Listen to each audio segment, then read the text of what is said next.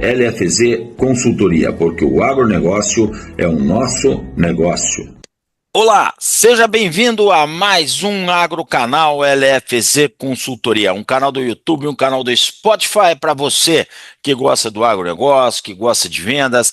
E hoje a nossa conversa ela vai ser muito legal. Vai ser a nossa conversa com o Fernando Peçanha, um carioca que não é da Gema, mas é nascido em Campos, formado no Rio de Janeiro e que veio para o agronegócio e está no Triângulo Mineiro há muitos anos. Então vamos explorar um pouco aí essa bagagem toda do meu amigo Fernando Peçanha. Fernando, seja bem-vindo ao Agrocanal LFZ Consultoria. Obrigado, Esgoda. É um prazer falar com você, cara. Nós somos amigos já de alguma data, já participamos de algumas coisas juntos.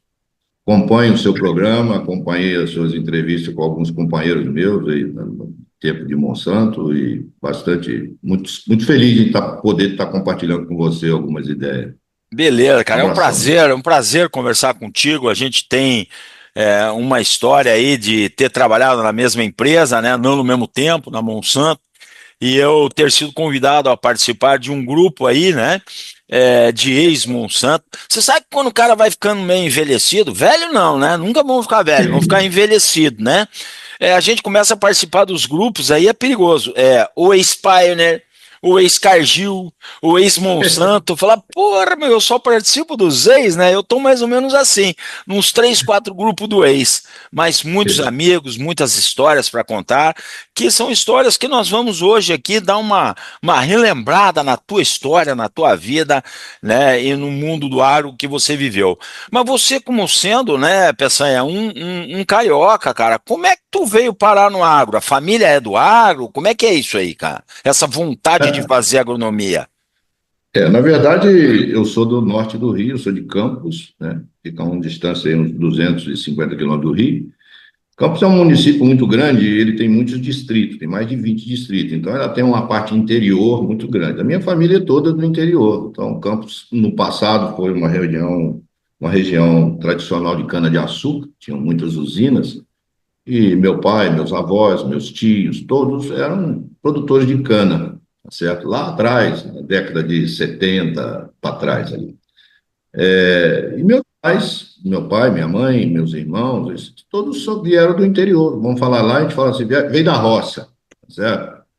Então, assim, naquela ocasião, assim, a família, vamos falar assim, humilde, numa família de grandes posses, mas também não miserável, tá? Era área pequenininha, não? Quanto que plantavam lá de área, teu pai? Nossa, as áreas, principalmente fornecedor, eram pequenas, né? Então, eu não me recordo direito, porque é uma fase em que eu era muito criança, né? Nessa fase Certo.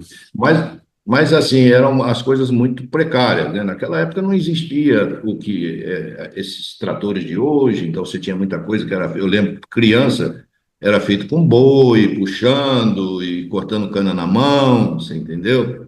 E a usina ia buscar a cana com tratores, tinha umas carretas, entendeu? Então, eu sou de uma família de 4 irmãos, né?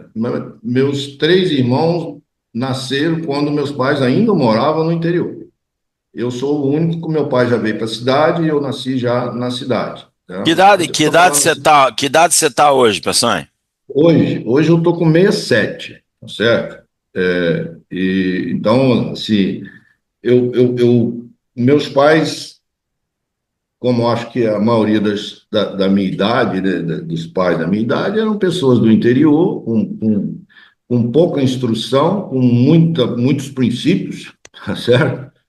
E eles tiveram o cuidado de prover para mim e para os meus irmãos prioridade, trabalhar para nos dar o que eles não tiveram, instrução, tá certo? Então, eles tinham bons princípios, eram trabalhadores, honestos, tá certo?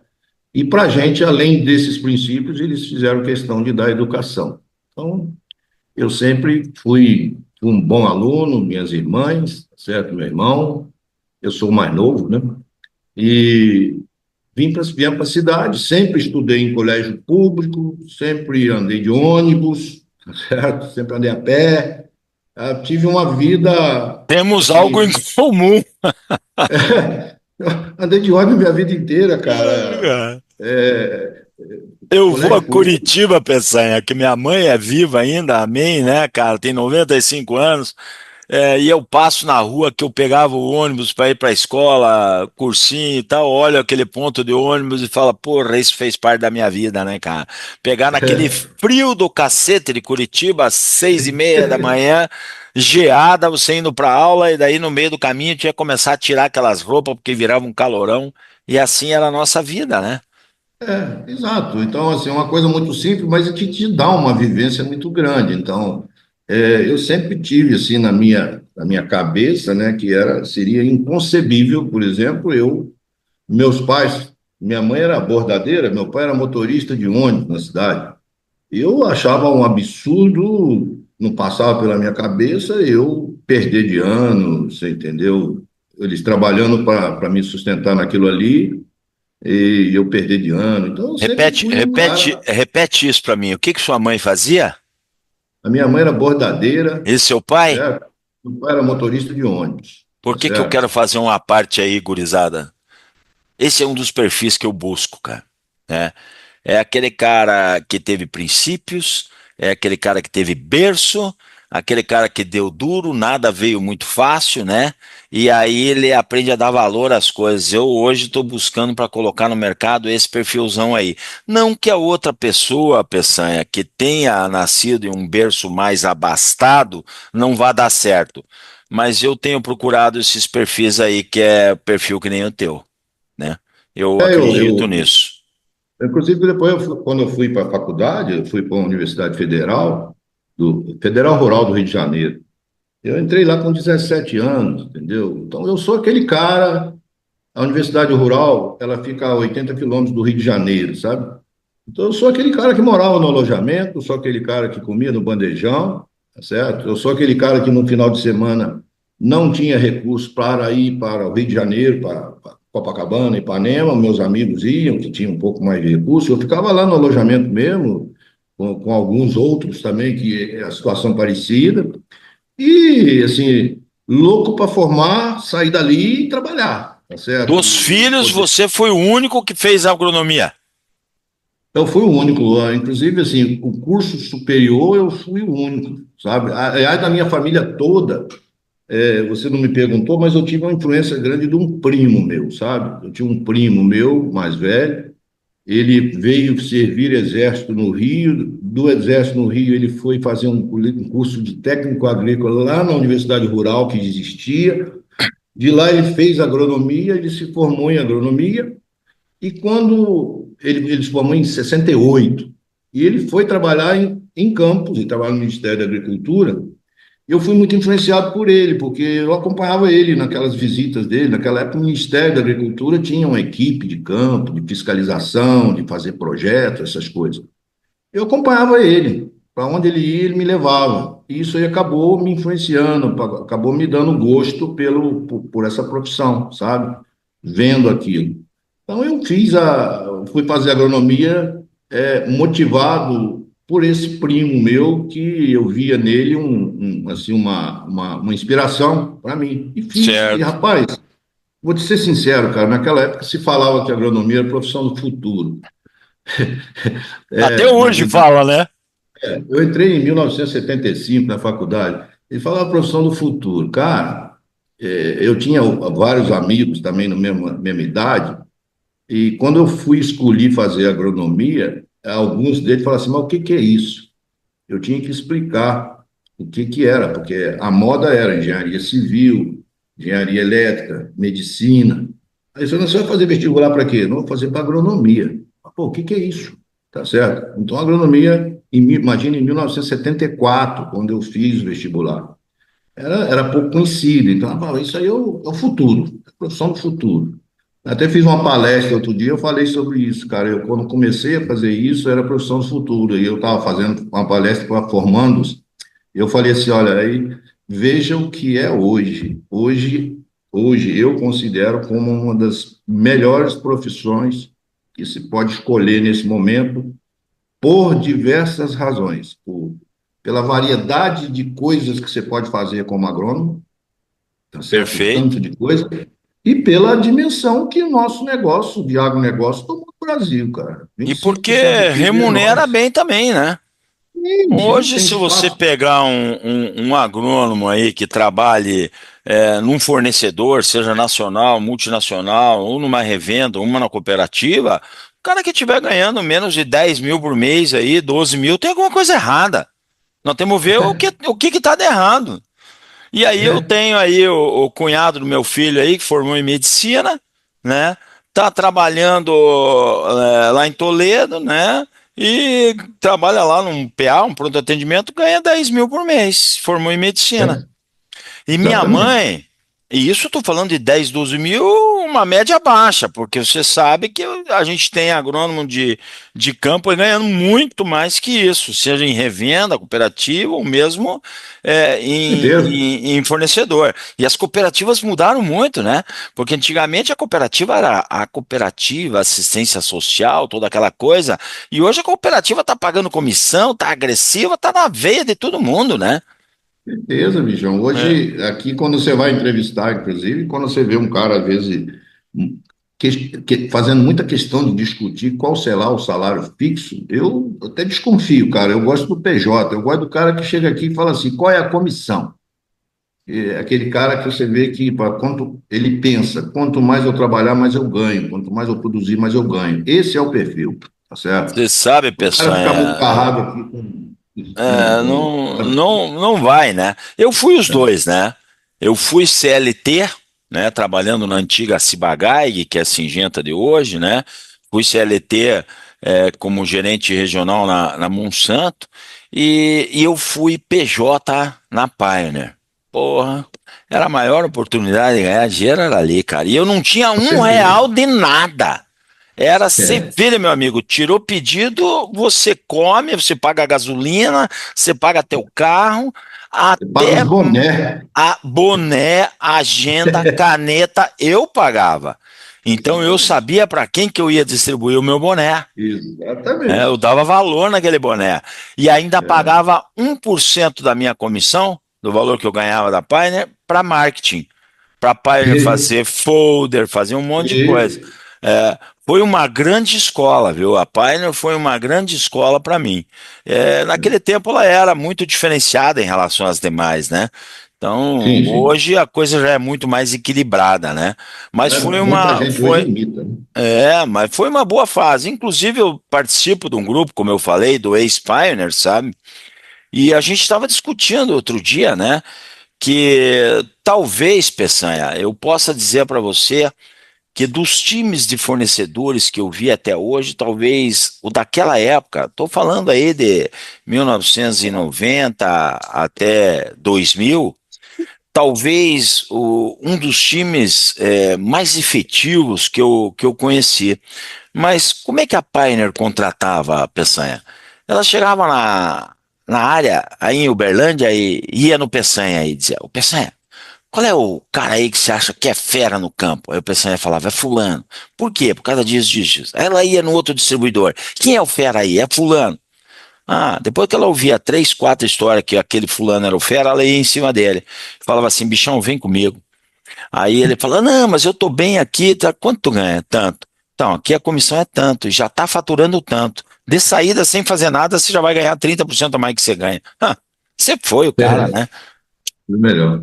Então formou times fantásticos aí naquele tempo. Teve um que trabalhava comigo aí que acho que você vai lembrar dele, cara. Uma fera para tirar pedido. O Breno. Aqui, Lembra do Breno? aqui teve Jorge Verde, O aqui Jorge Verde teve. é um ícone, né, cara? Mas o Esses Breno eram. era da Cargill Sementes, cara. Ah, tá. Esse eu não conhecia, Um mas você estava falando baixinho, de Paina. Aqui tinha o Jorge Verde, aqui depois teve o Ademir, são pessoas Torquete. que. Orquete, exatamente. Porra, Esses eram as pessoas. olha os caras que nós estamos falando, cara.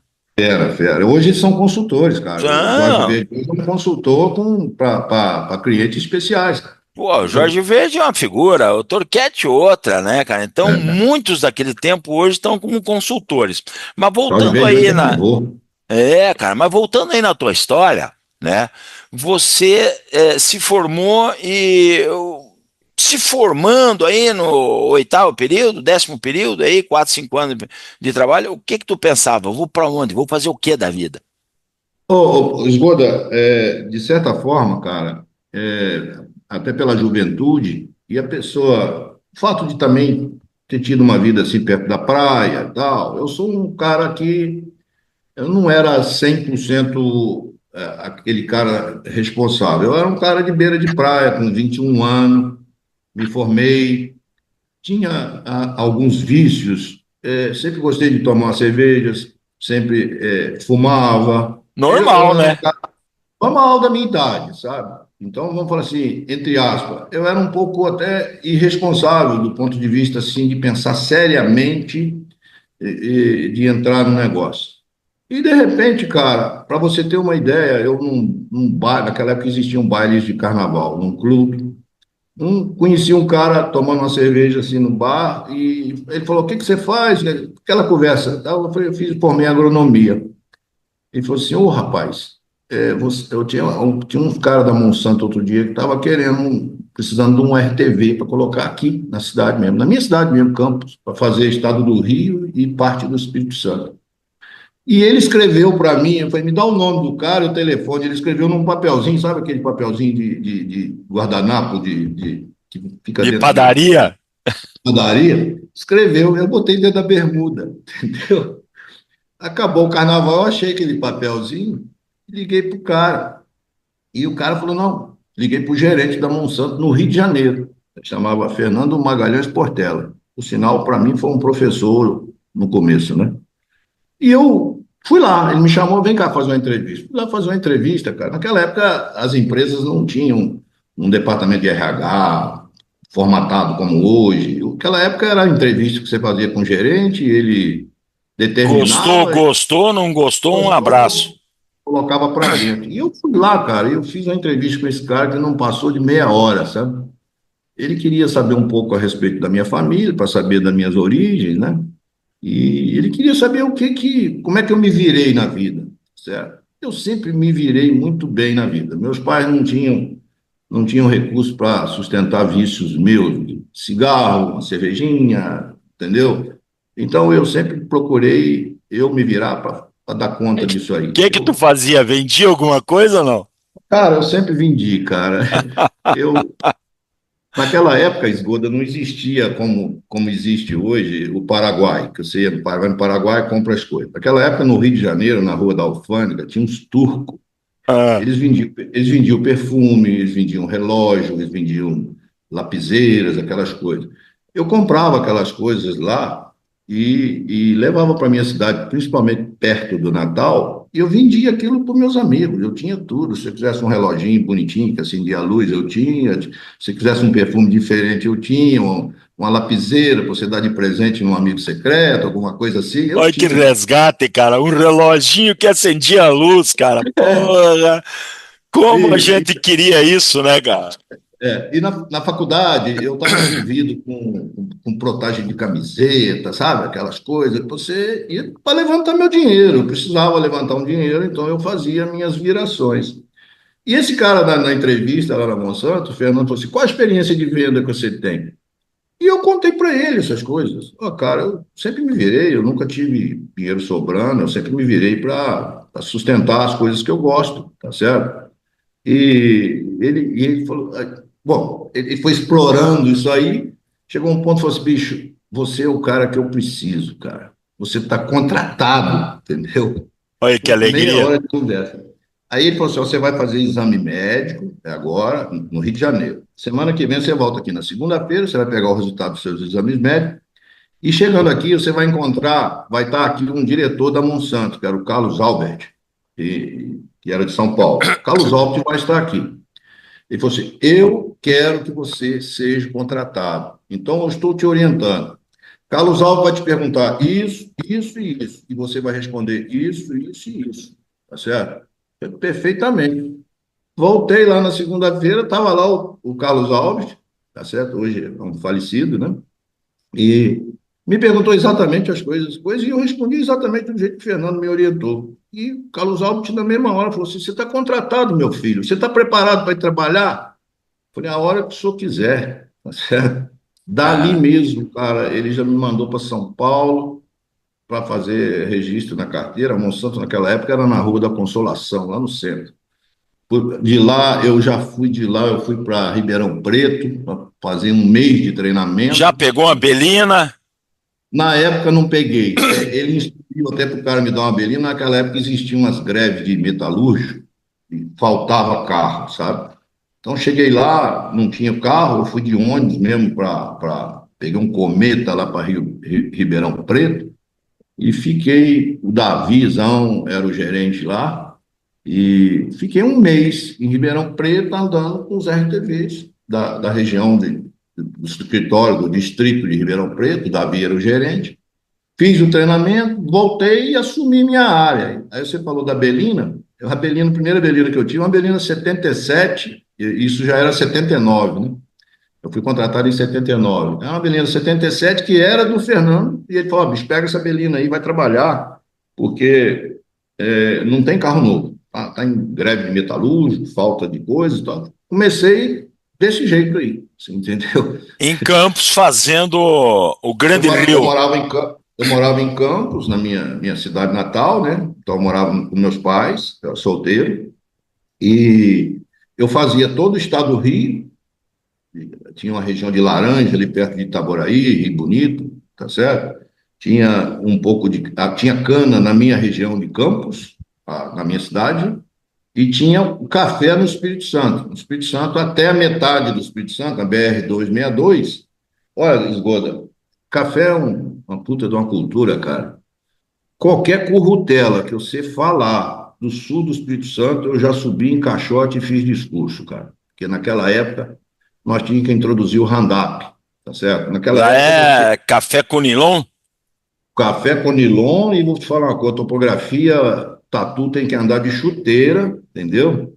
E aquelas currutelas, a Monsanto tinha um marketing muito agressivo no Roundup, porque Roundup saiu no mercado como um produto para ervas perenes. Ficou muito, muito forte essa Mas imagem de quanto produto de ervas tempo perenes. tinha de Roundup no mercado quando você entrou? Não, Roundup chegou no Brasil aí em 77, 78. Então aquilo era início, nós estávamos introduzindo o Roundup. O Roundup era conhecido em 79 como um produto para matar grama seda em cana, para matar colonial, era um produto de erva perene, porque antes dele era um produto que chamava Dalpon, que era da Dal, que tinha um resultado.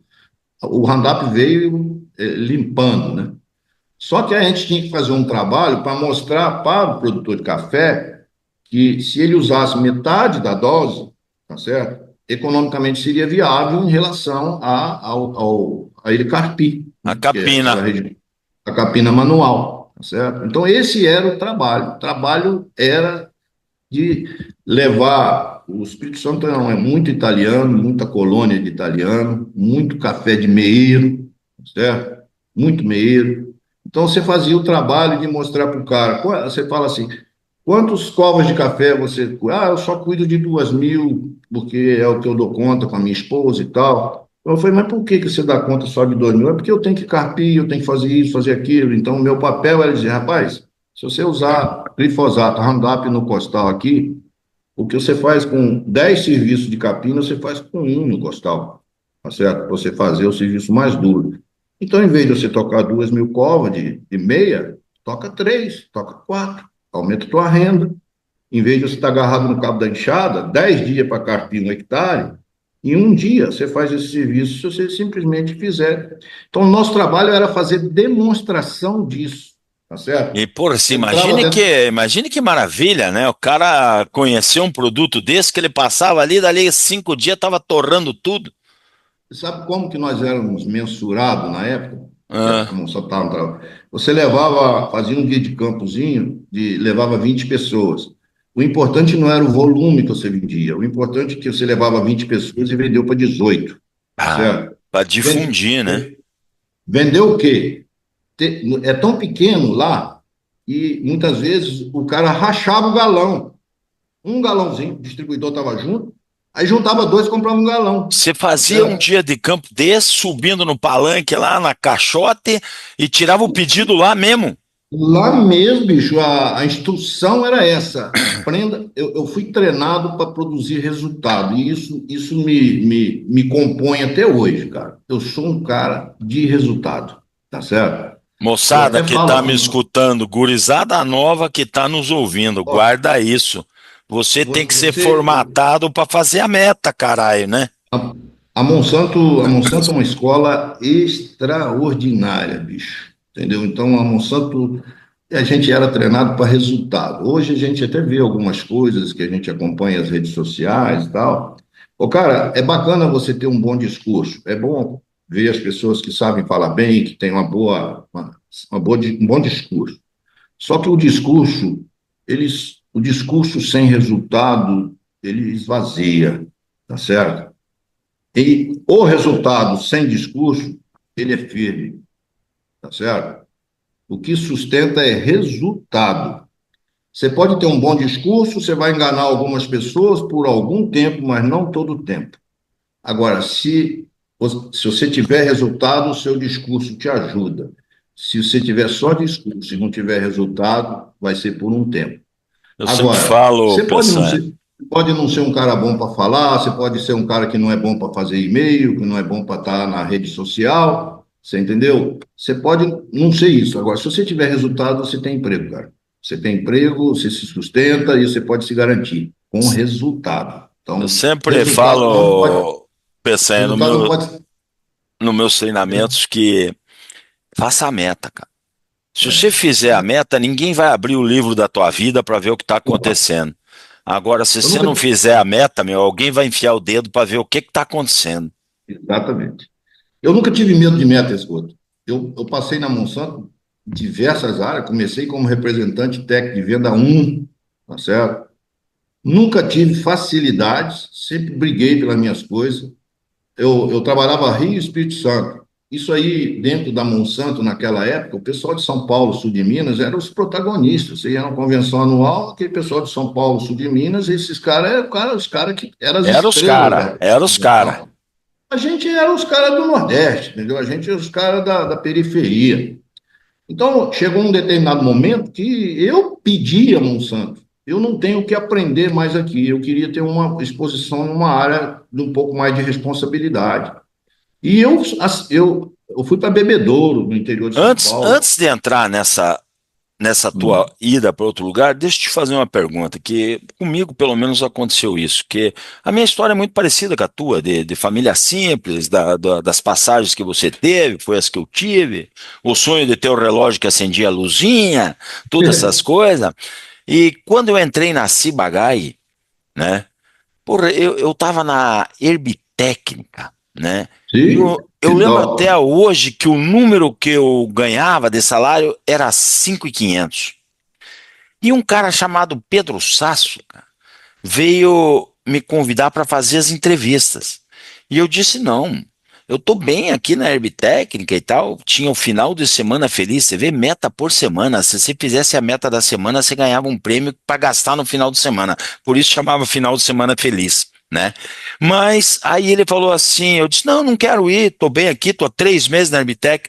Aí ele falou para mim assim: dá uma pensada se você quer fazer entrevista, né? Eu vou te dar 3 dias para pensar. O salário é 11.500. Porra, cara, eu ganhava 5.500, cara. Eu disse, eu não vou, mas do jeito que ele foi embora, eu andava naquele Fiat 147 da Herbtécnica e parecia que tinha uma bigorna na minha cabeça. 11.500, 11.500, 11.500. E eu fui fazer as entrevistas. Então, o dinheiro ele não é tudo, mas para mim, naquela Sim. época que você vinha do nada, você ter um carro financiado e ganhar um salário desse, você sentiu, né, eu não sei se o termo é glamour, né, cara, mas a gente que não tinha dinheiro, você que ia lá no Rio de Janeiro comprar coisa para vender, daqui a pouco entrava com um salário como se fosse hoje de 10 conto, um carro, você falava, puta que pariu, cara. Você Ô, sentiu isso, bicho, cara? eu passei 4 anos no Rio, numa repressão danada, sabe? Imagina, quando você ia no Rio, sábado, domingo, às vezes uma vez ou outra você ia na casa de um amigo e tal. Rapaz, dava domingo, 3 da tarde, você com a bolsinha uma sacolinha da casa da banha, uma muda de roupa, um macinho de cigarro, no ponto do ônibus, esperando o ônibus para voltar para a faculdade. Aí passava um cara naquelas motonas CB 400, sabe? Que era a moto da época. Na época o carro da moda era um Puma. Porra, o cara passava com aquelas mulheres bonitas, rapaz. Aquela. Eu seguia você no sol, na foto do ônibus. Você entendeu? Você fala, putz, cara, eu não sou ninguém, pá. Mas eu vou mudar esse jogo. Um dia eu vou ter uma dessa. Eu vou mudar esse jogo. Inclusive, quando eu estava na faculdade, meu sonho foi a hora que eu sair daqui, eu vou comprar um Puma. Eu nunca comprei esse Puma, tá? E sabe qual era o meu sonho, Peçanha? Quando eu tinha 12 anos, eu sou de 62, estamos falando em 74, 75, o cara passava com uma CB 750 Ford. Uau! É, Eu aquele pensava roncão, né? assim, um dia eu vou ter uma moto dessa. Demorou, Peçanha, mas hoje eu tenho uma dessa na garagem aqui, cara. Então, quando eu entrei na Monsanto, cara, meu primeiro salário era 20 mil cruzeiros. Era muito dinheiro naquela época, 20 mil cruzeiros. Imagina eu ganhando 20 mil cruzeiros, com carro na mão, morando na casa dos meus pais, com casa, comida e roupa lavada, tá certo? Solteiro, Solteiro. Então, aquela repressão que eu passei dos 17 aos 21 de não ter o recurso, eu fiz tudo, botei para fora, extravasei ela dos 21 aos 23, tá certo? o Então que eu era ganhou, um cara, gastou. O que ganhou, gastou. ganhei, ganhei, e gastei, bicho, e aí tudo aquilo que eu pensava em fazer, eu fiz ali naquele. Mas só que assim, a minha personalidade é uma personalidade que não é é mais pacata. Então eu sou um cara de família, tal. Tanto é que eu casei cedo. Eu fiz, em 2 anos, eu fiz tudo que eu estava reprimido, reprimi, vi que não era meu negócio não era aquele. Aí arrumei a minha namorada, casei, estou casado até hoje, vou fazer 45 anos de casado. Eu tinha 23, ela tinha 18. Tá Ah, certo? casou cedo. Casamos cedo e estamos casados até hoje. Esse ano nós vamos fazer 45 anos de casado. Nós temos 4 filhos, graças a Deus. Quer dizer, eu costumo dizer até que casamento não tem fórmula, tá? Eu conheci minha mulher há 6 meses, com 8 meses nós estávamos noivos, com menos de um ano nós estávamos casados, tá certo? E estamos casados até hoje, graças a Deus, muito bem, entendeu? Olha aí, né? Então, eu tive um momento ali de extravasar, aquela coisa que estava reprimida, mas também cheguei à conclusão que não era aquilo. Minha vida não era aquilo, minha vida era uma vida mais responsável, né? Então, agarrei no trabalho, firmei no trabalho E você foi e para onde depois do Rio de Janeiro? A Monsanto te levou para Bebedouro? eu fui para Bebedouro. Bebedouro é uma região de Laranja, na Copecícios, e Bebedouro é uma região, naquela ocasião, na Monsanto, era uma região Copercitos, assim que deixa eu fazer um parênteses aí. Não conhecia muito Copercitos, conheci esse ano que passou através das séries da Copercitos, né? O pessoal lá, o Degobe, o Zé Vicente, o Pedroso, o Landinho, o Ducati, umas pessoas que eu tive lá conhecendo, pessoas fantásticas, e uma cooperativa com uma organização que é, eu não vi igual até hoje. Então, um abraço para vocês aí da Copercitos e logo, logo estamos aí fazendo mais trabalho em conjunto. Muito top. eu fui para lá e aquela região é uma região que já tinha passado outros RTVs e, de certa forma, ela era uma região que não, assim, não tinha ainda despontado, sabe? E eu fui muito feliz. Na época, inclusive, antes de eu chegar a Bebedouro, eu participei de uma reunião em Ribeirão Preto e os outros RTV falaram assim, cara, você pegou uma bomba na análise, lá não consegue fazer resultado. Eu falei, ó, então o empate está garantido. E se eu não fizer, eu empatei, certo? E se fizer, quem fez fui eu, tá certo? Então eu sempre fui muito teimoso, falava, eu vou fazer. Rapaz, e fiz, cara. Fiz, me dei bem demais na Copercitos, fiquei 3 anos na Monsanto ali, levantei resultado, criei o mercado, criei um relacionamento fantástico dentro da Copercito. Antes dessa turma que você falou da Copercito aí, o cara que era o chefão lá era o Jair Guess. Jair Guess hoje é aposentado, mas é um grande amigo que eu tenho hoje, entendeu? Nós fizemos uma amizade mesmo, e Renato, vários outros. Do mesmo jeito que você falou o nome de uns 10 aí, eu tenho uns 10 para trás aí que nós ficamos amigos mesmo, amigos de família, entendeu? E fiquei lá 3 anos, como eu falei, as coisas nunca aconteceram comigo assim por acaso. Eu sempre briguei para conseguir. Chegou um ponto tal que eu também, numa visita do gerente de vendas que era do Brasil inteiro, o Santiago, ele lá conversando comigo, eu falei, ó, Santiago, pô, cara, eu acho que eu já aprendi o que eu tinha que aprender aqui, eu acho que daqui para frente eu vou ficar fazendo a mesma coisa, cara. Se você tiver alguma coisa de mais responsabilidade, se você pode contar comigo, eu tô aí. E ele falou, espera um pouco. 15 dias depois ele falou só, fala, tem um negócio para você, não sei se é o melhor, mas é um negócio para a gente fazer. Nós vamos abrir um distrito novo, que é Goiás e Triângulo Mineiro, Uberlândia e tal, para você morar em Tumbiara. É você, vai ter dois RTVs com você, você além de ser o supervisor deles, você vai cuidar de Tumbiara. Você topa? Eu falei, topo. Vamos A embora. Monsanto ainda não estava nessa região. Não, Monsanto estava, mas essa área, assim, Uberlândia fazia parte do distrito de Ribeirão, Goiás fazia parte de outro distrito, falou, nós Ia vamos dar uma fazer, segmentada e formar um novo distrito. formar um novo distrito. E eu fui para lá, passei um ano de 86, até um ano daquele plano cruzado. E fui, agarrei, fiz, entendeu? O escritóriozinho da Monsanto era num quartinho nos fundos meu, ao mesmo tempo que eu tinha que fazer meu trabalho de campo, eu também tinha que ajudar os outros dois, então aqueles relatórios enormes que você fazia com carbono, de sábado você tinha que levar aquilo, colocar no SEDEX, relatório de despesa, não tinha cartão, essas coisas, não tinha nada disso. Eu fazia todo aquele serviço burocrático também, e não tinha secretário, não tinha nada disso, era a minha casa, a secretária minha era minha mulher que me ajudava. E dali eu fiquei um ano. Coincidentemente, cara, e uma situação até infeliz, em 87, a Monsanto tinha um escritório em Campo Grande e houve lá uns problemas de compliance dentro da Monsanto e algumas pessoas tiveram que ser desligadas da empresa, sabe? O gerente, alguns RTVs, a Monsanto naquela época, no Cerrado, lá do Mato Grosso, era venda de laço. O laço era o produto herbicida para soja e Meu concorrente do Dual. o Dual, era laço dual a guerra. Naquela época, o plantio, o grosso do plantio de soja era convencional, o plantio direto estava começando. E de repente eu fui para uma convenção anual aqui, e o Queiroz, que era o Santiago, que era meu chefe, mais o Queiroz, que era o diretorzão da Monsanto, me chamaram lá na véspera da reunião e falou, cara, olha, nós tivemos que desligar umas pessoas por essas razões, e em função disso aí, a gente estraga um pouco a convenção anual, né? Convenção anual é para levantar moral, é para mostrar resultado bom, e de repente isso aí virou um assunto, sabe? Essas pessoas que foram desligadas, tá? Foi bom, então, quero saber só onde é que eu entro nisso. Então, não, você entra nisso que amanhã nós vamos abrir a reunião ali para acabar com esse buchicho, tá certo? Nós vamos anunciar já quem que vai, como é que vai ser a nova estrutura e quem que vai. Falei, ponto, e daí? O cara que vai é Aonde que você. eu entro nisso aí, né?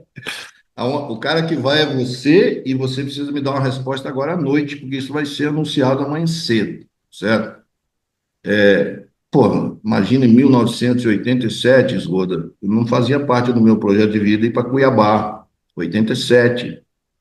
Cuiabá, naquela época, pô, era plantio direto, não existia plantio direto, estava começando, era plantio Ar-condicionado era convencional. artigo de luxo. Então, a missão era: fecha o escritório de Campo Grande, abre um escritório novo em Cuiabá, recontrata 3 ou 4 RTVs que saíram, descredencia alguns agentes que estavam participando de algumas coisas ilegais aí de compliance, cria novos. Nós não vamos te cobrar assim um resultado extraordinário em 87. A sua ida lá é para você reestruturar o nosso negócio. E você vai ser responsável por tudo agora. Eram os dois Mato Grosso, Rondônia, Goiás, Triângulo Mineiro, só que Que nos idade, que escritórios. idade você, que idade você tava, Peçanha? Isso aí aconteceu em 1986, eu tinha 30 anos, Caraca, 29 moça- anos. moçada, vocês jovens que estão escutando, vocês estão entendendo o tamanho da responsabilidade com 30 anos de idade? A maturidade que tem que ter para encarar um troço desse aí, não é bolinho não, moçada. Pô, cara, você tem uma ideia, a minha mãe é uma pessoa muito simples. Eu lembro que eu tinha já mudado de campo da minha cidade para Bebedouro, depois para Itumbiara, depois para Cuiabá. Essas coisas aconteceram assim muito rapidamente. A minha mãe, coitada, dentro da simplicidade dela, um dia eu cheguei lá e falei, mãe, agora eu estou transferido, eu vou para Cuiabá. Aí minha mãe, dentro da simplicidade, ela falou assim, meu filho, lá tem luz, entendeu? Imagina, lá no Rio de Janeiro, no norte do estado do Rio, uma pessoa do interior, a impressão que a gente tinha lá, aqui no Mato Grosso, você enquanto topava com um índio, assim, topando na rua, E, sabe? É a selva. e na Meu filho, simplicidade dela, se tivesse luz já era bom, né? era bom. Lá tem energia, lá tem luz. Eu falei, não, mãe, lá é uma puta de uma cidade, é capital, você entendeu? Então eu fui para lá e peguei uma área imensa. 87 não foi um ano muito bom, até porque o plano cruzado de 86 foi um plano que não deu certo, um plano econômico que o governo lançou. Ele botou muito produto no mercado. 87 tinha um excedente de estoque no mercado, tira a correção monetária, põe a correção monetária, houve todo um distúrbio aí. Mas, cara, eu reestruturei aquilo lá e em 1988, cara, nós arrebentamos, cara. Nós vendemos assim de não ter mais, sabe? Vender de você estar com. Você pensa numa mesa lotada de pedidos, Esgoda, e você escolhendo qual que você vai rasgar, porque não tem para todos, tá certo? Coisa Então boa, cara. foi extraordinário, todos os prêmios que tinha na Monsanto, nós ganhamos e tal. E quando eu fui, a única condição que eu coloquei na discussão lá quando eu fui convidado, né? Foi, olha, não faz parte do meu projeto de vida amarrar meu umbigo lá no Cuiabá, tá? Então, no momento que eu fizer o que vocês querem, que é reorganizar, botar aquilo lá funcionando e tal, eu gostaria de ter uma oportunidade mais para cá, para o Sudeste, tá? Então, a hora que eu vou fazer a minha parte e vamos fazer um compromisso de que, no momento que lá estiver organizado, eu. Então, 88, como foi um ano extraordinário para mim, Você cara, aproveitou a deixa. aí eu voltei, ó, lembra daquela nossa conversa lá em Atibaia, tal? Meu compromisso eu fiz e eu tô só refrescando a memória de vocês. Ele falou, não, dá um tempinho. Passou um mês, falou assim, você vai vir para São Paulo, você vai para a área de marketing e agora você vai ser gerente de produto Roundup para o Brasil inteiro, tá Olha que certo? maravilha, cara. E aí fui para São Paulo para ser gerente de produto Roundup O que que tua e mulher também falava de tudo isso aí, cara? a minha mulher é uma companheiraça, bichão. É, O nós sonho, o saímos. sonho dela era ter uma cozinha planejada que nunca deu certo de fazer, né? Ô, bicho, os móveis da minha casa tinha aquela plaquinha da Graneiro, sabe? Eu mudei tanto que quando você mudava, você via lá. Toda vez que você ia mexer nos móveis, qualquer coisa, você via lá Graneiro, você entendeu? De tanto que eu mudei. E Inclusive, a cozinha tinha que ser branca para poder dar certo em todo lugar e emendar, né? Eita ferro, viu? aí eu fui para São Paulo, cara. Aí foi um aprendizado mesmo. Aí eu comecei a ter uma interface com fábrica, com planejamento de produção. Naquela época a gente não tinha esses recursos de hoje, que são telefone, laptop, nada disso, né? Eu trabalhava era no folheto, né?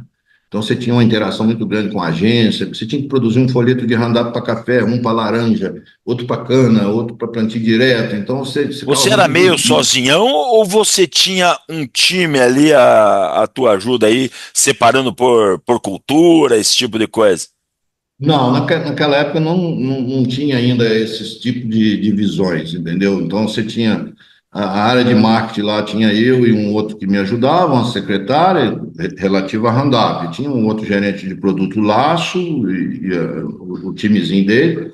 A agência que fazia os folhetos assim era externa, né? Então você tinha um cara de comunicação que fazia esse meio de campo com a gente, olhando, a redação tá boa, não tá boa, você tinha que olhar tudo, até corrigir as vírgulas ali e tal, para poder levar uma mensagem que fosse palatável para o RTV e o produtor, né? Então, era muito material que você produzia, você tinha que despachar aqueles materiais para o Brasil inteiro, para os RTV, então, você não tinha essas facilidades que você tem hoje, então, tudo era muito difícil.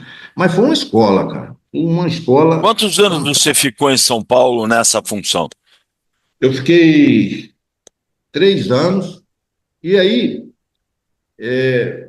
em 92 a Monsanto tinha dois distritos no estado de São Paulo. Tinha um escritório em Campinas, que tinha uma equipe, e tinha um escritório em Ribeirão Preto, que tinha outra equipe. E aí a Monsanto, na área de vendas, entendeu que deveria transformar aquilo tudo numa equipe só, e o escritório seria em Ribeirão. E também, naquela ocasião, a Monsanto optou por desligar os dois gerentes, né? Mas é uma decisão lá da diretoria, do departamento de vendas.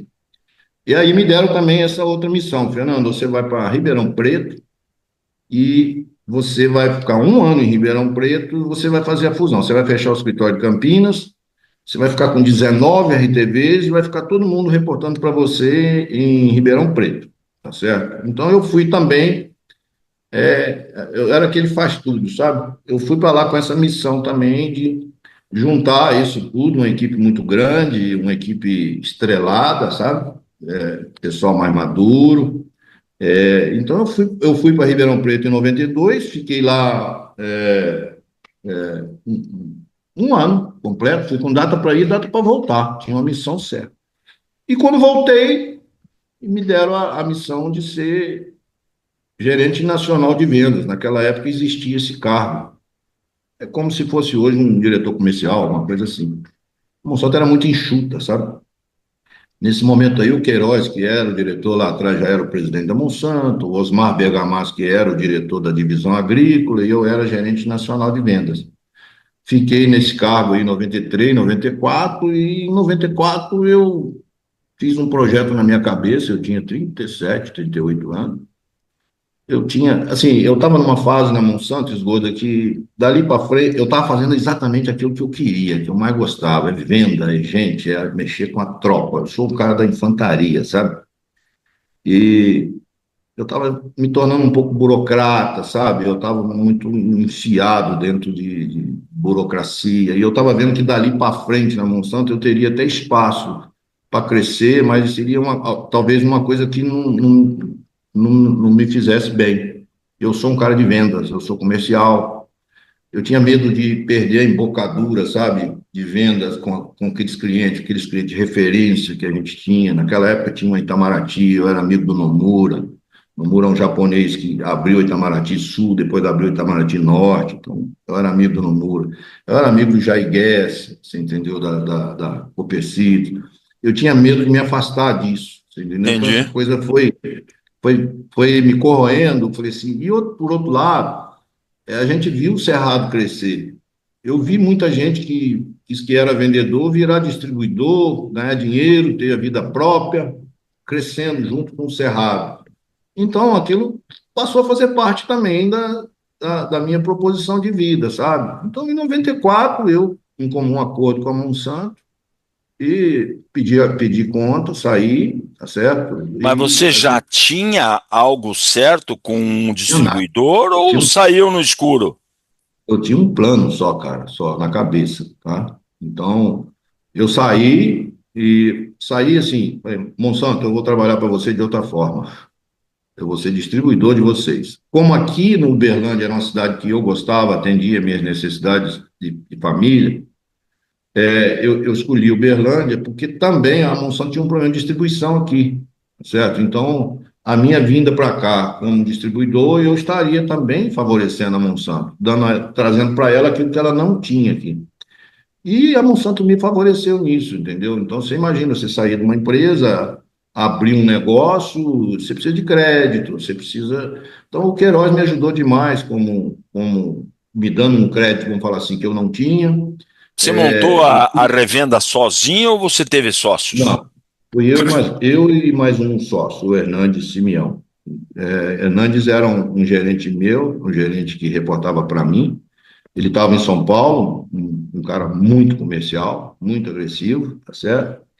E essas ideias de montar uma distribuição, a gente conversava, eu e ele conversávamos, né? Então, no dia que eu pedi demissão, eu fui lá na sala dele, falei: ó, acabei de pedir demissão para aquele projeto nosso, inclusive pedi para você também.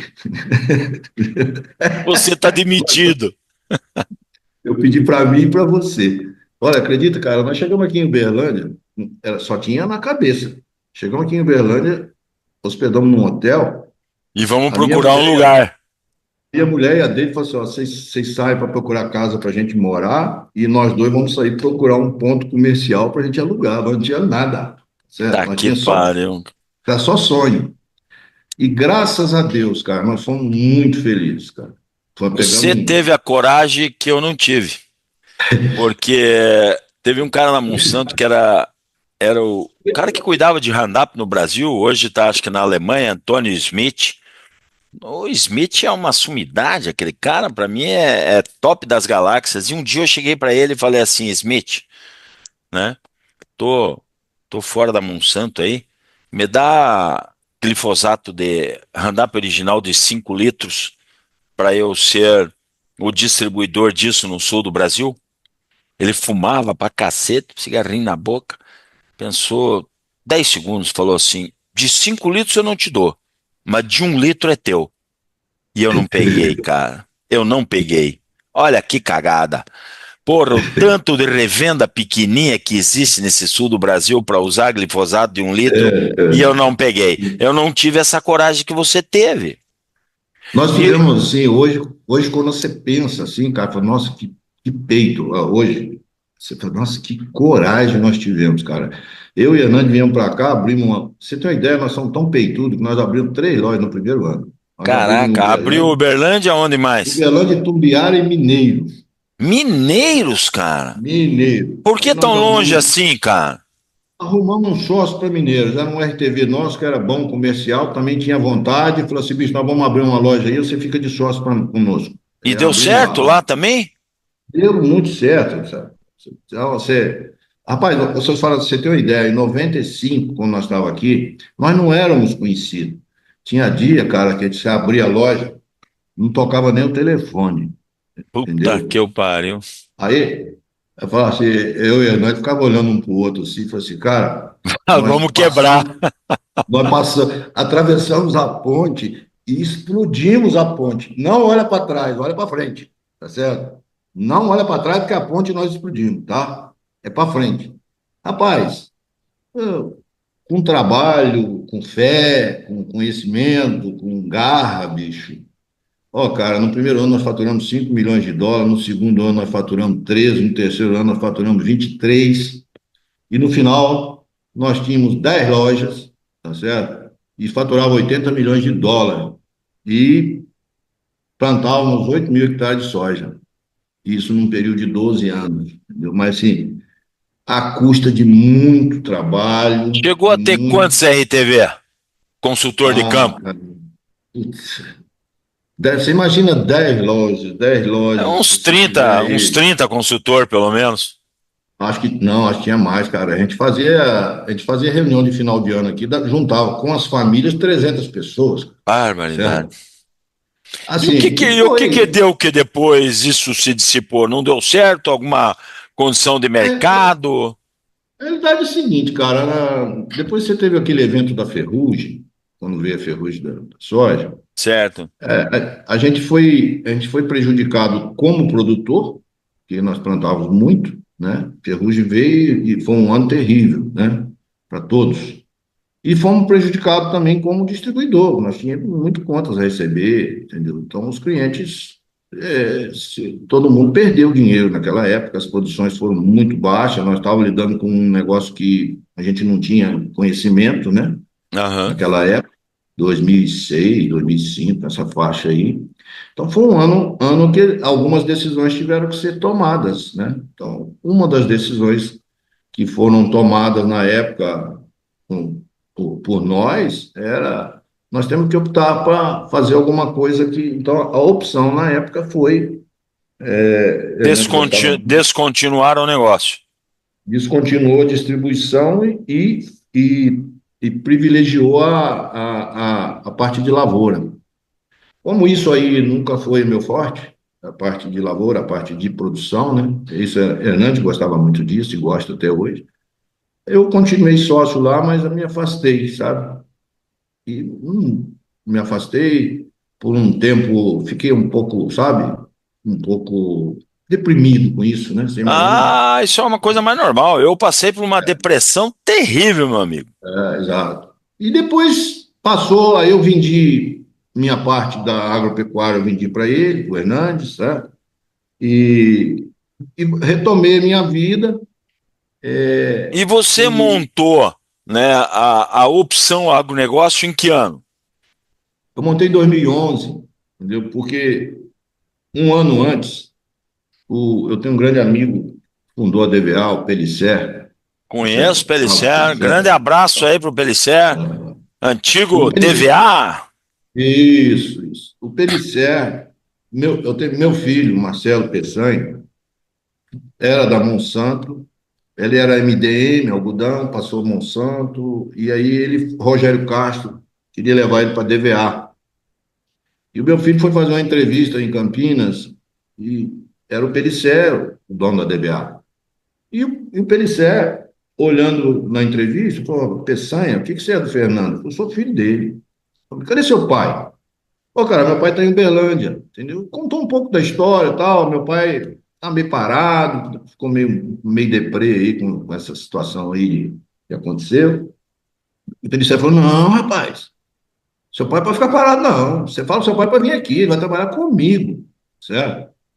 E eu fui. O Pelicé mesmo me ligou, 15 dias depois, fui lá, sentei com ele, falou: Fernando, eu não sei o que você vai fazer, mas você não vai ficar em casa, não, você vai trabalhar comigo. Aí, ó, você vai trabalhar comigo, você vai ser um PJ. Eu tenho um projeto especial aí que eu vou pensar direitinho aqui, vou encaixar você nele, você vai ser responsável por ele. 15 dias depois ele me ligou, foi lá, aí eu passei a ser um gerente especial do PLCE, na DVA, específico num projeto dele, onde ele tinha um sonho, ele tinha um projeto pessoal dele, que ele, assim, além da DVA, ele gostaria de ter participação em alguns canais de venda. Pensando assim, além de ser fornecedor, eu vou ter participação em alguns canais Entendi. de venda. E dessa forma, eu coloco melhor os produtos da DVA. Esse era o conceito do PLCE. E eu vim para o campo, em Uberlândia mesmo, e a minha função era prospectar potenciais canais que tivessem um perfil que interessasse para isso. Eu fiz o meu trabalho, levei, no final de um tempo, apresentei para ele. Particularmente no caso de Uberlândia, eu falei: olha, PLCE, em Uberlândia eu não consegui nenhum canal com esse perfil, certo? Então, aí ele falou: o que você me aconselha? Eu falei: o que eu aconselho você, cara, que pô, nesse tipo de situação, em vez de você ter pegar um canal que às vezes você pode até pegar um passivo aí, trabalhista, fiscal, alguma coisa, o melhor que você faça uma auditoria, mas às vezes tem. Pô, por que você não fomenta um? Se você tem uma cidade que você quer, fomenta, bicho, do zero, não precisa comprar ninguém, tá certo? Cria um canal você. Pô, uma ideia. Passou uns 15 dias e falou assim: cara, arrumei uma solução para Uberlândia. Eu falei: qual é a solução? Eu arrumei um sócio aí. Quem é? Você. Você vai ser meu sócio e nós vamos abrir uma empresa aí de acordo com aquela sugestão que você me falou. Fomenta um, vamos fomentar um. E aí nós abrimos a opção, sendo eu e Pelicé, certo? E ele Olha que ainda, ele coincidência. ainda é sócio teu aí? Não, deixa eu te contar. Por coincidência, no ano de 2011, eu abri a opção em fevereiro. Em julho, a UPL comprou a DVA, a UPL indiana. O Sim. Pelicé me chamou, falou: Fernando, eu não consegui, isso aí era uma coisa mais pessoal, eu não consegui encaixar isso dentro do pacote. Então, falei: Pelicé, do mesmo jeito que eu abri, eu fecho, cara. Quem dá as coordenadas é você, tá certo? Falou: não, não fecha não. Assume aquilo lá para você, tá certo? Puta, então, de repente cai no colo meu um negócio para ser dono de uma distribuição, entendeu? Então, as coisas não aconteceram assim de forma inesperada. Eu busquei um sócio, que eram dois caras que tinham sido gerentes nossos lá na Cerrado, que era a Séries ali de Catalão, que você inclusive deu treinamento para nós aqui no Carlton Hotel, que era com a Séries. Chamei os dois da Séries, vieram ser meus sócios, e aí nós começamos com a opção mais estruturada, com mais fornecedores, você entendeu? Depois esses meninos saíram, entrou aqui um novo sócio, que era um sócio mais capitalista, era o Marcelo Faria, que é do fundo, mas era um cara assim que estava muito recurso, mas queria fazer uma experiência no agro, mas o negócio dele é outro, ele é dono da Metal Frio, ele é dono da Produto Química, ele tem essas lojas de shopping aí, Bobô, John John, Dudalina, essas lojas Ou de seja, é shopping. milionário, né? Exato. Aí veio fazer uma experiência aqui e tal, ficamos juntos aqui 2 anos, foi muito bom, porque ele era um cara assim, aqui um dos gargalos da distribuição às vezes é crédito, né? Você tem que parar num limite que estoura os créditos. E eu sei como um homem desse na retaguarda, como sócio seu, imagina, então estava à vontade. Só que do mesmo jeito que ele teve vontade de entrar, ele teve vontade de sair, entendeu? O dia que ele quis sair também, ele falou, sai, fecha isso aí que eu não quero mais não. E aí eu comprei a parte dele, entendeu? Então, entre fechar e parar de novo, eu comprei a parte dele e passou a ser só meu mesmo, Há entendeu? quantos anos você está sozinho aí? 8 anos já? Não, 6 anos. Ah, já faz uns 6 anos. E hoje, assim, Peçanha, o que que você vê assim de maior desafio, de maior dificuldade para você gerir esse negócio seu ou gerir uma distribuição, cara? Onde é que está o segredo do sucesso disso aí, depois de tanta experiência que você passou nesse negócio? Esgoda, eu acho o seguinte, cara, o maior gargalo hoje do negócio, se você pensar em três elos, os três últimos elos dessa corrente aqui, não, você tem o produtor, você tem nós da distribuição e você tem os fornecedores, né? Seja indústria, seja importadores, o que quer que seja, mas esses três elos aqui, finais. A gente tem muita dificuldade hoje aqui, o grande gargalo disso tudo hoje é crédito, é risco de crédito, sabe? Até eu costumo dizer que não existe ano atípico no agronegócio, todos os anos são atípicos. Todo ano tem uma novidade, todo ano você tem uma experiência nova, certo? Então, o grande gargalo disso é crédito. E acho que também, dos três elos da cadeia, assim, sob o ponto de vista meu, o protagonista disso aí é o produtor, cara. Porque os outros só fazem sucesso se o produtor fizer, tá certo? Então, a minha missão como distribuidor aqui é fazer o meu cliente dar certo, entendeu? Ele tem que dar certo. Então, a minha missão aqui é levar para ele a melhor solução de custo-benefício, tá certo? Para ele colher bem, para ele produzir bem, para ele estar capitalizado, que se isso acontecer com o meu produtor, automaticamente eu vou passar em paz em relação ao problema crédito, recebe, não recebe, e automaticamente o meu fornecedor também. Então, não existe sucesso na distribuição e nos fornecedores se não existir sucesso no produtor, tá certo? Então, nós temos que fazer o produtor dar certo, entendeu? Essa é a nossa missão. Agora, existem algumas coisas dentro do nosso, esse arcabouço aí de fornecedor, distribuidor, e às vezes, assim, aí já sou eu, assim, como eu estou há muito tempo no negócio, eu gosto muito de pensar nas coisas, como é que era antes, como é que é agora, quais são as diferenças, o que pode melhorar, o que tem melhor hoje do que ontem, o que ontem era melhor do que hoje. Eu penso muito, eu sou um cara de bastante reflexão.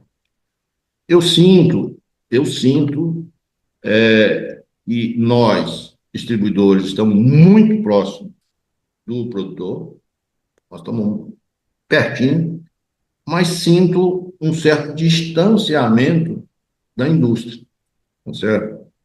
A indústria hoje, no meu modo de ver, ela toca muito de ouvido, sabe? Porque, não estou dizendo que no passado era melhor e pior, mas a indústria estava mais presente lá no produtor. O RTV tinha um perfil anteriormente de ir ao produtor para ouvir, tá certo? Para ouvir como é que o produto dele estava sendo visto, para ouvir uma necessidade nova. E baseado nessas coisas que ele viam no produtor, eles passavam essa informação para a gerência de cima e a empresa então desenvolvia soluções em acordo com aquilo que foi ouvido, que foi constatado lá no campo. Hoje, infelizmente, cara, os RTVs hoje, eles gravitam entre revendas o dia inteiro, certo? Eles não vão no campo, eles não têm ninguém cobrando isso aí deles. Eles produzem o computador, da mesma forma que facilitou uma infinidade de coisas, também virou um vício. Quer dizer, o cara, às vezes, é, passa o dia inteiro aí reportando coisas que já estão reportadas, entendeu? Você vê, às vezes, o cara está falando uma coisa que já é notícia comum no G1, você entendeu? Em diversos sites. Mas o cara está ali produzindo notícia, produzindo e-mail, entendeu? Produzindo conversa, você entendeu? Reproduzindo conversa. Mas eu acho que falta um pouco a indústria descer um pouco do salto, vir aqui, ouvir um pouco mais o produtor, entender um pouco mais, ouvir um pouco mais o distribuidor, entendeu? Eu acho a indústria um pouco desconectada, tá certo? Agora, eu penso assim que estruturalmente, Escolho, eu não sou cliente da indústria, eu sou um distribuidor, eu não sou o cliente da indústria, eu sou parceiro da indústria. O cliente é o quem usa, tá certo? Perfeito. Eu sou os braços da indústria. Ela não tem a capilaridade de produzir e ao mesmo tempo ir lá no produtor, tá certo? Então eu sou um braço, eu sou um elo aqui que eu sou os tentáculos dela para ir ao produtor, tá certo? Quem é ele? Eu tenho falado isso, Peçanha, com muita força nos meus treinamentos, principalmente quando eu estou dentro do fornecedor, que no Brasil 70% do negócio é feito pela distribuição, 30% é feito aí pela venda direta. E que você só vai ter sucesso na distribuição se você entender, né, como que as coisas têm que acontecer e você formar o seu clone dentro da distribuição, que é o braço que você tem aí. Você tem 7 homens de campo hoje aí. Se o fornecedor, né, não botar, né, esses 7 homens para falar a língua que ele quer que fale, não vai funcionar. Exatamente, bicho. Então, o que acontece, eu acho que a indústria deveria se aproximar mais. A indústria deveria até conhecer um pouco das métricas do canal de venda, do distribuidor. Eu acho que muita coisa que aconteceu aí nesse mercado, com esses fundos, essas plataformas, foi por falta de conhecimento. As pessoas que estavam tocando essas empresas são pessoas que saíram direto de uma multinacional e foram para lá. Essas pessoas nunca tiveram no sistema de distribuição.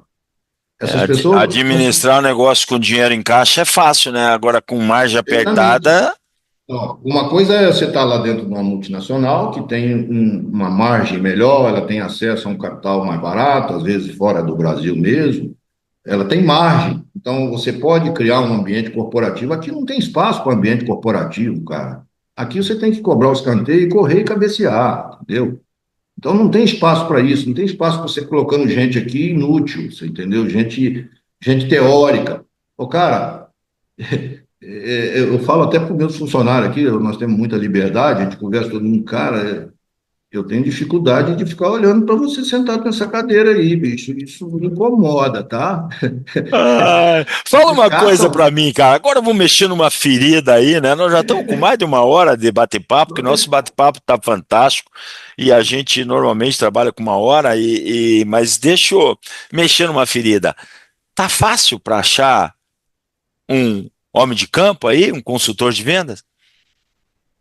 Eu, inclusive, dentro da equipe, você não pode ter uma equipe homogênea. É difícil ter, Então, né?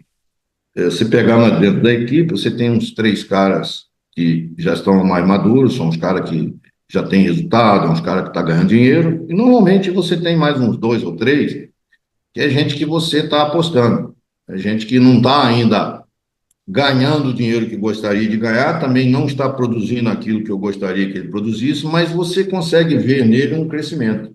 Tem Você vê que vontade? Acha tem. gente com vontade ainda, Peçanha? Acho. Só que você tem que investir nele, você não acha ele pronto, não. E tem que Você tem que, garimpar. você tem que garimpar, aí você Não dá. acha, não acha mais um Peçanha aí que o pai era motorista de ônibus e a mãe era Não, bojadeira, né? Tá difícil. não, não. Então, molecada agora, uma geração mais nova aí, entendeu? Que A é gente tem diferente que da gente. entender, a gente tem que entender essa geração, né? E tentar extrair dela o melhor possível, né? Inclusive, Esgoto, eu tenho um filho, meu filho mais novo, tem 29 anos, ele ele é de outra. Os meus outros filhos são muito parecidos, é da mesma geração minha, são muito parecidos comigo. Ele é que a gente chama de geração Z, certo? E uma coisa que eu aprendi com o Queiroz lá na Monsanto. Na Monsanto, quando o Queiroz às vezes fazia uma reunião, um determinado tema lá, as pessoas davam lá as suas opiniões e muitas vezes a minha opinião, eu estava quieto, né, porque eu era novo em São Paulo, naquela época eu era gerente de produto, eu estava quieto, mas eu estava discordando daquilo, minha opinião era diferente. E às vezes o Queiroz falava assim, e o meu gerente de produto, o que que ele pensa sobre isso? Eu falei, Queiroz, se desculpa, eu estou aqui há pouco tempo, mas não posso estar errado, mas eu penso diferente disso aí, do que foi conversado até agora. Certo? Ele pegava a cadeira, virava a cadeira para você assim. Então eu quero te ouvir. Eu gosto de ouvir o contraditório. Certo? Eu aprendi isso, cara. E hoje eu gosto de quem discorda de mim. Certo?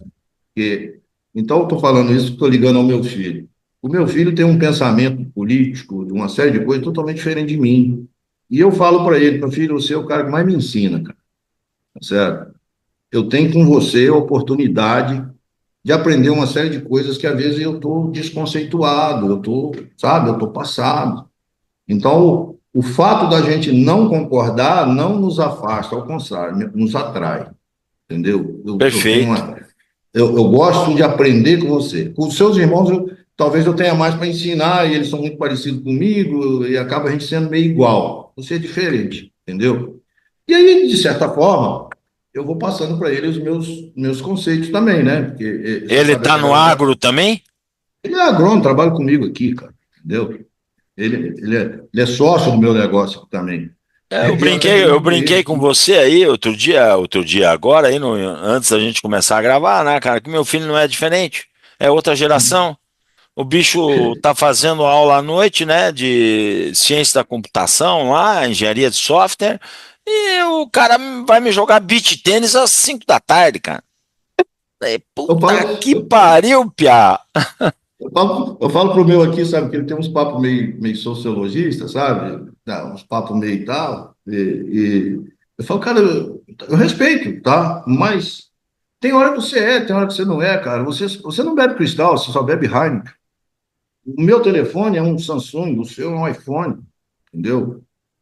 A hora que você quer sair para namorar, pra buscar uma namoradinha, por que que você não vai no carrinho que você trabalha lá na loja, lá, sujo de lama? Aí você pega um carro melhor que tem aqui em casa e sai. Aí você quer fazer bonito. Porque porra Ah, de cara, sociologia é só essa, cara? muda o endereço, meu amigo.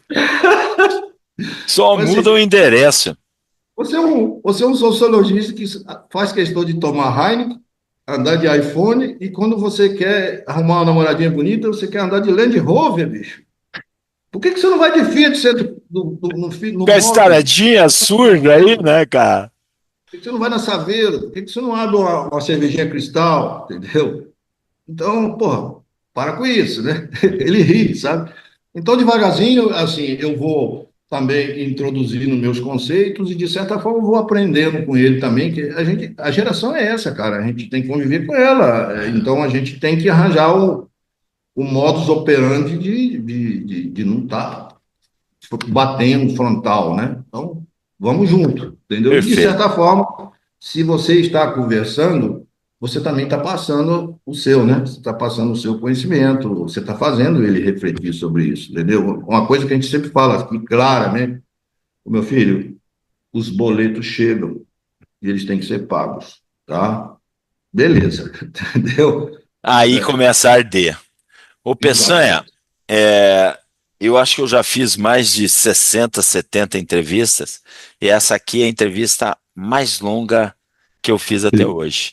E ela foi a mais longa porque, cara, um bate-papo descontraído, muito 10, e eu digo que eu sempre aprendo muita coisa, cara, nesses bate-papos que eu tenho com vocês.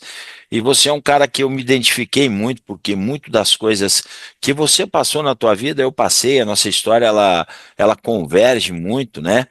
E como a gente está num tempo longo, infelizmente eu preciso partir para encerrar, e eu queria que você deixasse um recado hoje, né? Para aquele jovem que está se formando em agronomia, né? Aquele jovem que, como você lá atrás, tinha uma perspectiva de o que eu vou ser quando crescer, o que que eu vou fazer. Deixa um recado para esse menino. Eu acho que isso é muito importante. Toda essa bagagem que você tem e que você passou, eu acho que esse recado final para esse jovem vai ser muito importante. Bora lá. Eu inclusive faço um pouco disso, eu tenho uma consultoria, eu dou treinamento de gestão para empresas, e de vez em quando, esses dias mesmo fiz aqui para uns formandos aqui da Universidade de Uberlândia. Eles me convidaram e fui lá fazer uma palestrazinha para eles. E falei exatamente isso, cara. Lá em 1974, quando eu decidi fazer agronomia, nós falávamos que era a profissão do futuro, entendeu? E hoje eu estou aqui para dizer, isso eu falei para eles, estou para dizer para vocês que não tenha dúvida que vocês estão na melhor profissão do momento, em falando de Brasil, tá certo? Vocês estão no lugar certo, tá certo? E na hora certa. Talvez eu, lá atrás, não tivesse tanta certeza quanto eu posso transmitir para vocês hoje aqui, entendeu? O agronegócio é muito diversificado, o agronegócio tem tecnologia todo dia, você não pode ficar parado, você tem que estudar, você tem que trabalhar, você tem que conhecer. Todo dia ele está diferente, todo dia ele está crescente. Nosso país é totalmente, hoje, totalmente dependente de agronegócio, entendeu? O agronegócio hoje um quarto do PIB nosso é do agronegócio, as maiores exportações é do agronegócio. O agronegócio hoje tem que dar emprego para mais de 27 milhões de pessoas, tá certo? Então, não tenham nenhuma dúvida de que vocês escolheram a profissão certa, tá certo? Agora, se você vai ser o melhor, o médio ou o pior profissional, isso aí está a critério de cada um, entendeu? Não existe, na linguagem nossa aqui, não existe almoço de graça para ninguém, certo?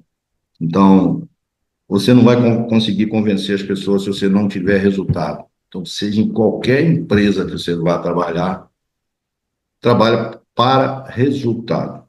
Você pode até não ter uma boa dicção, você pode não ter um bom discurso, você não pode não ser um cara tão culto, mas se você tiver resultado, você vai ser consistente no negócio, cara. Só discurso não leva, tá certo? Leva por um certo tempo, mas não leva, tá certo? E o resultado leva sem discurso, tá certo?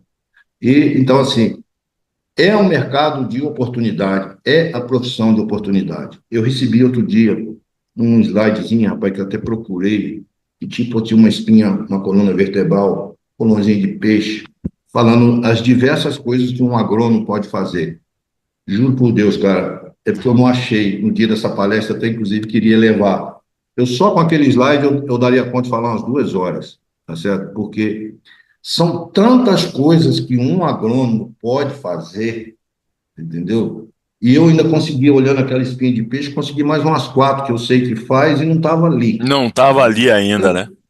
Isso Então, tá então mais, de ver, isso tá o mais ou mercado menos está que muito nem o grande. kit do agrônomo. Eu tenho uma lâmina lá que eu falo assim, qual é o que o agrônomo precisa ter para ir para o campo? Rapaz, a hora que começa a ler aquilo ali, o cara fala, eu tenho que contratar um caminhão, então, mais ou menos, É mais isso ou aí. menos, né? Então, o nosso país é uma oportunidade imensa para quem está na profissão, tá certo? Agora, não existe de graça, cara. Você tem que procurar o seu espaço, procurar aquilo que você gosta, procurar aquilo que você é bom, se aperfeiçoar, não parar no tempo, você entendeu? Então, eu, particularmente, eu já estou mais maduro, eu costumo dizer até nos meus treinamentos, a gente tem o tempo de aprender, eu tive esse tempo, você tem o tempo de compartilhar, que é o tempo que eu estou tendo hoje, estou compartilhando aquilo que aprendi, e vai chegar um tempo que talvez eu não tenha muito mais, não esteja mais tão disposto a aprender e nem a compartilhar, mas aí vai chegar um tempo que eu tenho que me inspirar. Então, esses aí são minhas metas, você entendeu? Eu tive meu momento de aprender e estou aprendendo. Hoje tenho um prazer imenso em compartilhar isso que eu aprendi com meus filhos, com meus funcionários, com meus amigos, tá certo? E gostaria de chegar a ter um tempo de inspirar, tá certo? Que bom. Ser inspiração, entendeu? Essa, Fer- essa, essa é a coisa que movimenta a minha vida hoje, você entendeu? É isso aí, cara. Fernando, Entendeu? Foi um prazer enorme, Peçanha, conversar com você aí, né? Reviver muitas histórias aí da sua trajetória, histórias do agro, né? E poder ver que você está muito bem, está num caminho fantástico aí, feliz, eu acho que é o que mais importa em tudo isso aí. Então, muito obrigado aí pela oportunidade que você deu ao Agro Canal de contribuir aí com as tuas passagens. Muito obrigado, meu irmão. Agradeço demais, foi um prazer falar com você. A gente se tornou amigo, apesar de a gente ter trabalhado na mesma empresa, não somos contemporâneos, mas nos tornamos amigos, foi no campo aí, foi na luta. Muito prazer de falar com você. É até uma forma da gente se comunicar com tantos amigos que a gente fez por esse mundo aí através do seu canal, né? Que você é muito, muito visto, muito ouvido, tá certo? Então foi um prazerão, cara. Um grande abraço e certamente a gente vai se ver lá em setembro, né? Com certeza estaremos lá, se Deus quiser. Temos um Tá encontro do bom? ex-Monsanto lá. Estivemos aqui Beleza. hoje com Fernando Peçanha, esse ícone do agronegócio brasileiro, que passou pela Monsanto, que passou por montando uma distribuição, e que hoje está com a opção agronegócio e continua no agro e não vai parar. E a gente pôde aprender muita coisa hoje aqui. Obrigado você que está com o Agrocanal LFZ Consultoria, deixe seu joinha aí, acesse o YouTube, te inscreva lá, Agrocanal LFZ Consultoria. Por quê? Porque o agronegócio é o nosso negócio, moçada, e o agro não para. Peçanha, um grande abraço, fique com Deus.